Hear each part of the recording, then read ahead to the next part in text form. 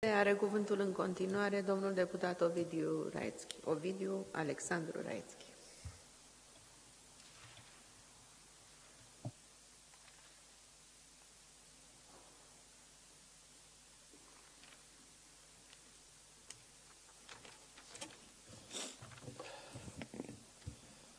Vă mulțumesc, doamnă președinte.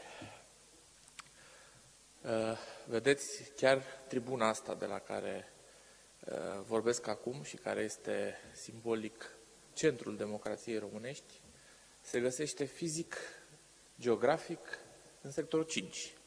Și totuși sectorul 5 este asociat de foarte mulți dintre români cu petrecerea ușoară și frauduloasă sau cu ghetourile. Chiar la 2 pași de noi, vis-a-vis de dealul Arsenalului, a început istoria capitalei. Capitala s-a născut, istoric vorbind, în sectorul 5.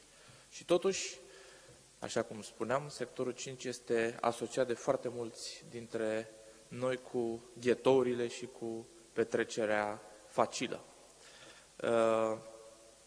Chiar în timp ce veneam înspre Parlament, prin sectorul 5, mă uitam că până și becurile de sărbători, luminile de Crăciun, se opresc în momentul în care pătrunzi în sectorul 5. Sunt pentru toată lumea, mai puțin pentru cetățenii din Rahova, din Ferentari, de pe 13 septembrie, din Sebastian. Până și metroul se oprește când vorbim de sectorul 5. Toate celelalte sectoare beneficiază de magistrale.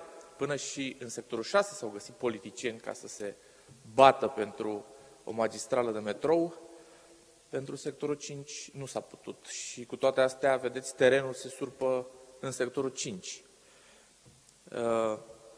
Avem un singur parc cât de cât decent în sectorul 5, în rest doar puțin spațiu verde și odată ce ai intrat în Rahova sau în Ferentari, nu poți găsi un spital decent pentru locuitorii de acolo sau pentru copiii de acolo.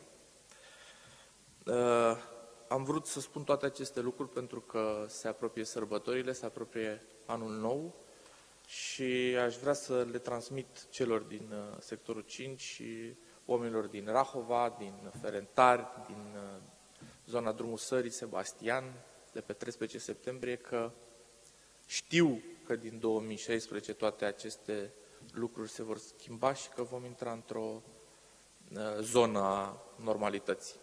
La mulți ani și vă mulțumesc!